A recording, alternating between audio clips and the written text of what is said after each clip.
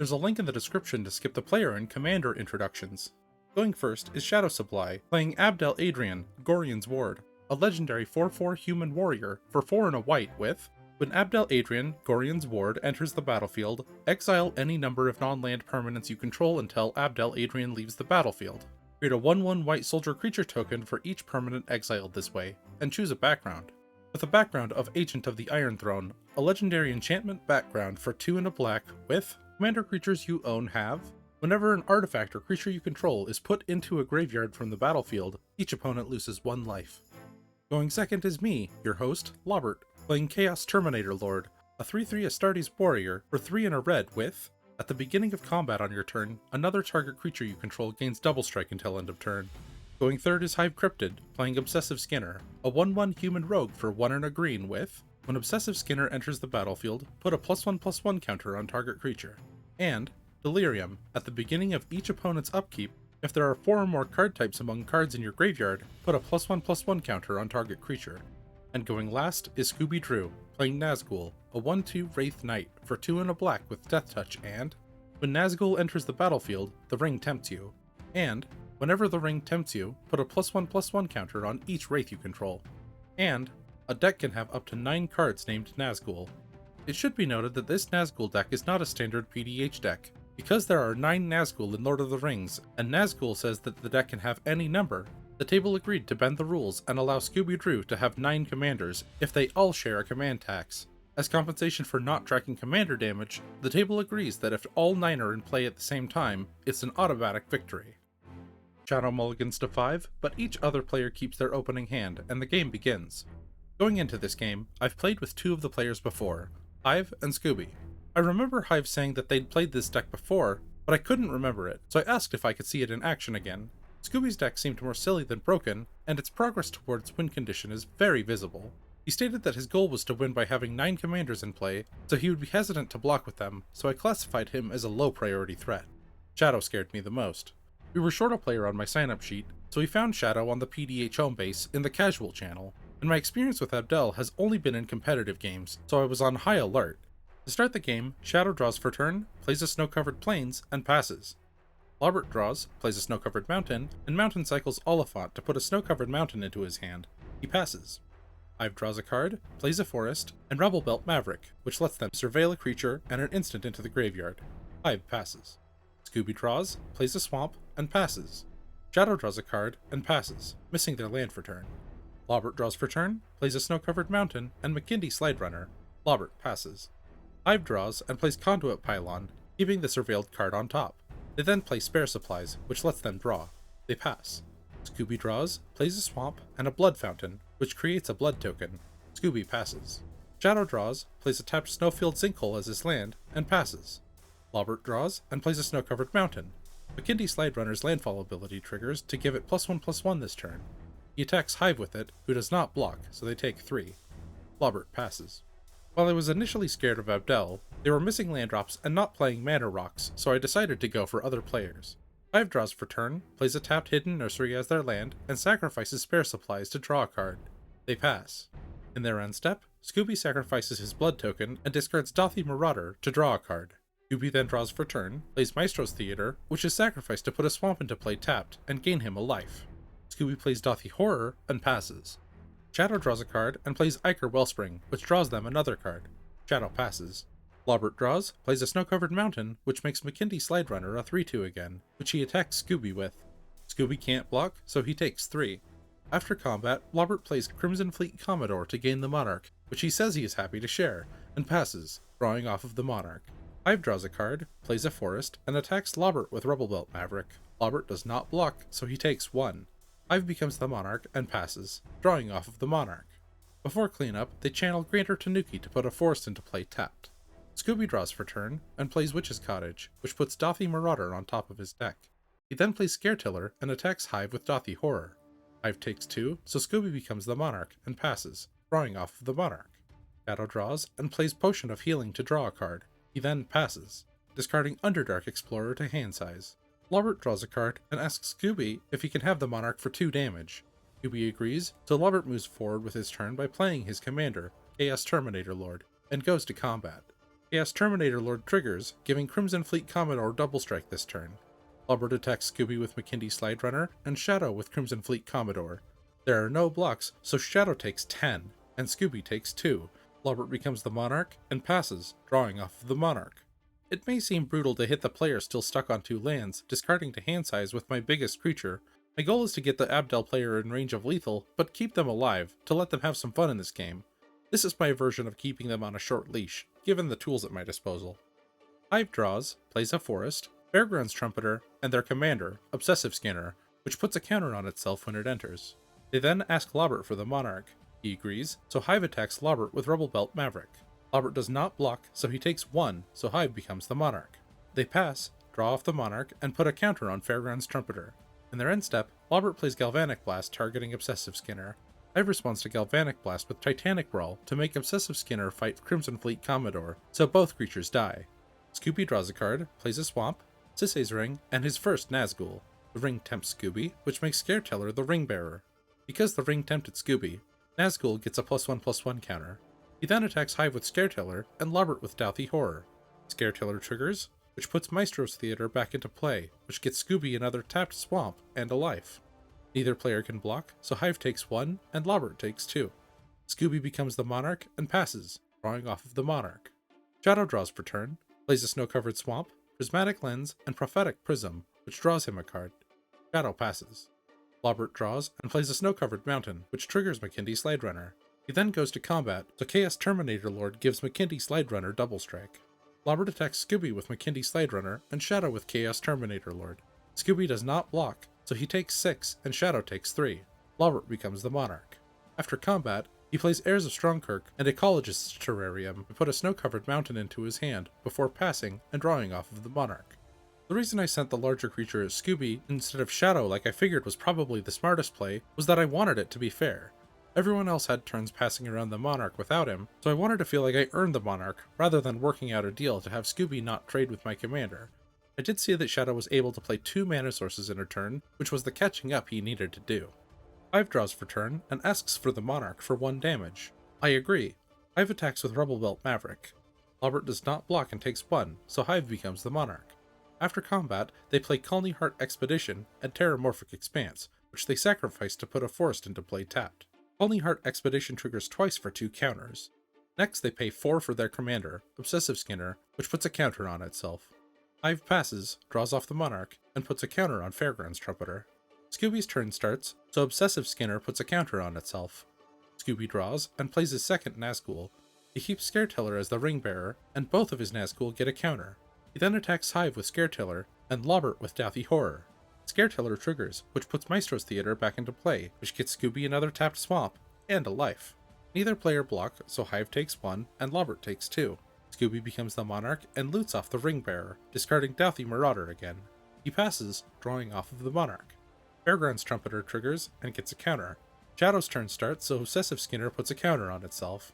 Shadow draws a card, plays Lembus, scries a card to the top, and draws it. He then plays Terramorphic Expanse, and sacrifices it to put a snow-covered plains into play tapped. He passes, so Fairgrounds Trumpeter gets a counter. Lobbert's turn starts, so Obsessive Skinner puts a counter on itself. Lobbert draws for turn, and plays a snow-covered mountain, which triggers McKindy Slide Runner. He then plays Pyrehound, and targets Obsessive Skinner with Scred, putting a counter on Pyrehound. Obsessive Skinner dies, and Lobbert goes to combat. Chaos Terminator Lord gives Heirs of Stromkirk double strike, and Lobbert attacks Hive with it, Scooby with McKindy Slide Runner, which he agreed to take, and Shadow with Chaos Terminator Lord. Shadow targets Chaos Terminator Lord with Go for the Throat, which destroys it, so Hive takes 2, Heirs of Stromkirk gets a counter, and then Scooby and Hive both take 3. Heirs of Stromkirk gets another counter, and Lobbert becomes the Monarch. After combat, he plays Nimbleblade Kenra and passes, drawing off the Monarch. I was not at all happy about their commander being removed, but knowing that they could just replay it, I felt like I was just resetting the counters and buying time. Hive draws and plays Springbloom Druid, which sacrifices Conduit Pylon to put 2 forests into play tapped.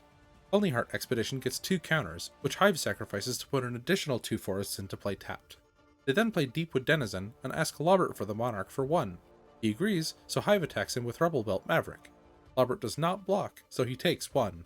Hive becomes the Monarch and passes, drawing off of the Monarch. Scooby draws, plays Golem's Eye, and attacks Hive with Scareteller and Lobbert with Douthy Horror.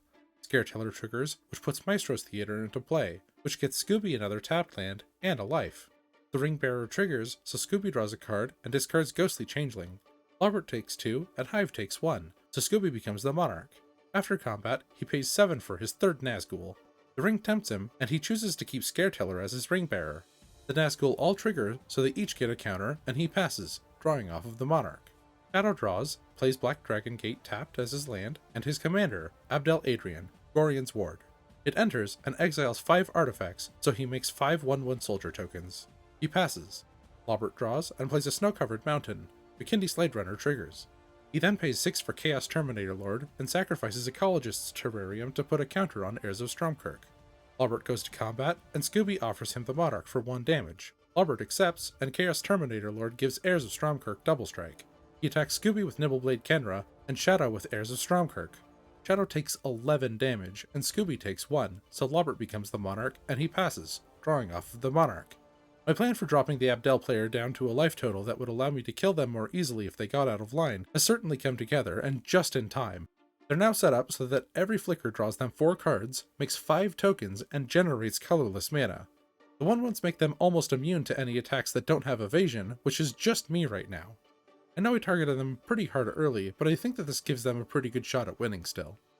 Hive draws per turn, plays Opal Palace as their land, and pays 6 for Obsessive Skinner, filtering through Opal Palace so it enters as a 4/4 and puts a counter on Deepwood Denizen. Next they use Revive to return Ram through to their hand and go to combat, attacking Lobbert with Rubblebelt Maverick. Lobbert does not block and takes 1, so Hive becomes the Monarch. They then pass, put a counter on Fairgrounds Trumpeter, and draw off the Monarch. Scooby's turn starts, so Obsessive Skinner puts a counter on Deepwood Denizen. Scooby draws, plays Commander Sphere, and attacks Hive with Scareteller. Scareteller triggers, which puts Maestro's Theater into play, which gets Scooby another tapped swamp, and a life.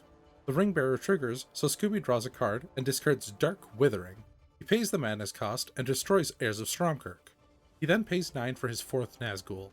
The ring tempts him, and he chooses to make the largest Nazgul the Ring Bearer. The Nazgul all trigger, so they each get a counter, and he passes, drawing off the Monarch. Fairgrounds Trumpeter gets a counter. Shadow's turn starts, so Obsessive Skinner puts a counter on Deepwood Denizen. Shadow draws a card and plays Dusk Legion Zealot, which draws him a card and loses him a life. He then plays Inspiring Overseer, draws a card, gains back his lost life, and plays a snow-covered swamp. Next, he attacks Hive with Abdel. Hive asks if this is just to draw cards off of Abdel, and Shadow confirms, so Hive blocks it with Fairgrounds Trumpeter. Abdel dies and stays in the graveyard. The exiled cards return to play, so he scries a card to the top and draws 4 cards. Shadow passes, so Fairgrounds Trumpeter gets a counter before Shadow goes to clean up, where he discards Thorn of the Black Rose and Roving Harper. Lobbert's turn starts, so Obsessive Skinner puts a counter on Deepwood Denizen. Lobbert draws and plays Demand Answers, discarding a snow-covered mountain. Harvest Pyre gets a counter, and Nimbleblade Kenra's Prowess ability triggers. Next he plays Howling Golem, followed by Aki Scrap Chomper and a Flywheel Racer. Nimbleblade Kenra's Prowess ability triggers again. He plays a snow-covered mountain, so McKindy Slade Runner triggers before he goes to combat. Chaos Terminator Lord gives McKindy Slade Runner double strike, and Lobbert attacks Scooby with it. Scooby does not block, so he takes 6. Lobbert becomes the Monarch and passes, drawing off of the Monarch. Fairgrounds Trumpeter gets a counter. Hive then pays 1 to activate Deepwood Denizen and draw a card. Hive untaps, draws a card, plays a Forest, and Seal of Primordium. They then play Eccentric Farmer, which mills 3 cards and returns Conduit Pylon to their hand. Hive asks Lobbert for the Monarch for 1 again. Lobbert counters by asking if Hive's other 1/1 can be sent to be blocked by Howling Golem. They agree, so Hive sends Rubblebelt Maverick and Springbloom Druid at Lobbert, who uses Howling Golem to block Rubblebelt Maverick, so the table draws a card. Rubblebelt Maverick dies, and Lobbert takes 1, so Hive becomes the Monarch. Next, Hive passes, draws off the Monarch, and goes to clean up, discarding Cabaret Courtyard and Sakura Tribelder. Scooby's turn starts, so Obsessive Skinner puts a counter on Deepwood Denizen. Scooby draws for turn and attacks Lobbert with Scareteller. The Scareteller triggers, which puts Maestro's Theater back into play, which gets Scooby another tapped swamp and a life. Lobbert blocks with Howling Golem, so each player draws a card. After combat, he plays a tapped Barrenmoor as his land and pays 11 for his 5th Nazgul. The ring tempts him, so he chooses to keep the same Ring Bearer, and each Nazgul gets a counter. He then plays Rite of Consumption to drain Lobbert for 6, allowing it to go to the graveyard. Scooby plays Unearth, targeting the recently deceased Nazgul to return it to play. The ring tempts Scooby again, so he chooses the largest Nazgul as his Ring Bearer and puts a counter on each of his Nazgul before passing. Fairgrounds Trumpeter gets a counter, and Shadow flashes in Omen of the Dead, which returns Abdel to his hand. Shadow's turn starts, so Obsessive Skinner puts a counter on Deepwood Denizen. Shadow draws, plays a snow-covered swamp, and his commander, Abdel, from his hand. In response, Hive sacrifices Seal of Primordium to destroy Omen of the Dead. Abdel resolves and exiles 6 cards, making 6 1/1s, bringing him up to 11 total. He passes, so Fairgrounds Trumpeter gets a counter, and Shadow discards Path of Ancestry to hand size. Lobbert's turn starts, so Obsessive Skinner puts a counter on Fairgrounds Trumpeter. Lobbert draws a card, plays a snow-covered mountain which triggers Makindi Slide Runner, and Mycosynth Wellspring, which triggers Nimbleblade Kenra and puts a snow-covered mountain into his hand. He then activates Aki's Scramp Chopper to draw a card. As part of the cost, he sacrifices Mycosynth Wellspring, so he puts another snow-covered mountain into his hand before Aki's draw resolves. He next plays Warlord's Fury to give his creatures first strike, which triggers Nimbleblade Kenra again and puts a counter on Pyrohound. Warlord's Fury resolves, so he draws a card, plays Monastery Swiftspear, and Cruin Striker. He asks Hive for the Monarch for 1, who agrees, so Lobbert goes to combat. Chaos Terminator Lord gives Pyrohound double strike, and Lobbert attacks Shadow with Pyrohound, Hive with Monastery Swiftspear, and Scooby with Howling Golem, so each player draws a card. Hive doesn't block as agreed, Shadow chooses not to block, stating that they're not getting anything, and Scooby doesn't block because his Nazgul have Death Touch and he doesn't want to kill Howling Golem. So Shadow is eliminated, Scooby takes 2, and Hive takes 1, so Lobbert becomes the Monarch. After combat, he plays Stun to draw a card. Pyrohound gets a counter. Lobbert passes and draws off the Monarch. Fairgrounds Trumpeter gets a counter.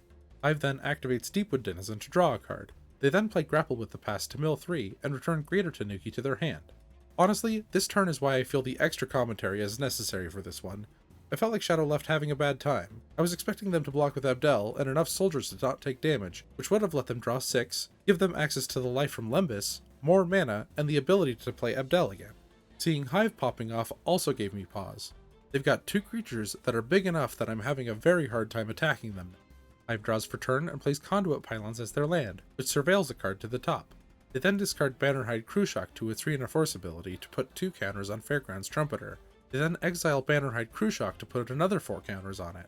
Next, they play Evolution Charm, choosing the mode of giving Fairgrounds Trumpeter flying this turn, and go to combat. They attack Scooby with Fairgrounds Trumpeter and Lobbert with Deepwood Denizen. Lobbert activates Flywheel Racer and chump blocks with it. Scooby is eliminated. Hive passes, puts a counter on Fairgrounds Trumpeter, and discards a Conjurer's Bauble to hand size. Lobbert's turn starts, so Obsessive Skinner puts a counter on itself. Lobbert draws, plays Opal Palace as his land, triggers Makindi Slide Runner, and plays Valor Singer, which triggers Cruin Striker. They then sacrifice a Snow-Covered Mountain to activate Aki's Scramp Chopper to draw a card. Next, he goes to combat. Chaos Terminator Lord gives Pyrohound double strike, and Valor Singer gives it +1/+0. Lobbert attacks with Howling Golem, Cruin Striker, Monastery Swiftspear, Pyrohound, and Makindi Slide Runner. Howling Golem triggers, so they each draw. Hive plays Moment's Peace. After combat, Lobbert plays Rapacious One and passes. Fairgrounds Trumpeter gets a counter, and Lobbert discards a Snow-Covered Mountain to hand size. Hive draws a card, plays a Forest, and Nylea's Forerunner, which gives all of Hive's creatures trample. Hive shows the ram through that they pulled back with Revive earlier, and Lobbert concedes. Congratulations on your victory, Hive. One side note, it's only in recording the audio for this that I realized that we may have gotten Nazgul's ability wrong. It says whenever the ring tempts you, you put a +1/+1 counter on each Wraith you control, so the first Wraith we did correct. The second Wraith, each Wraith should have gotten 2 more counters. The third Wraith, each Wraith should have gotten 3 more counters, and so on. Regardless, this was a very good game that I'm happy to share. Thanks for watching. For more information about this format and more gameplay videos, check out the rest of my channel.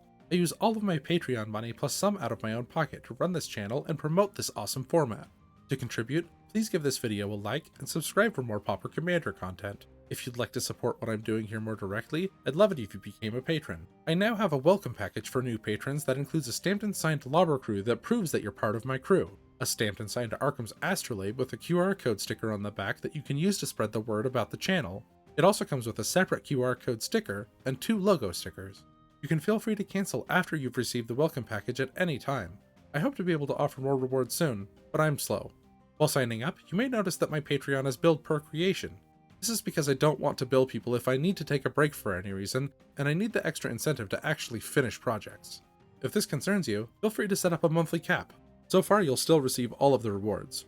Speaking of which, Patreon shoutout to Achu, Hive, Ryan, Bill, and Scooby. Thank you.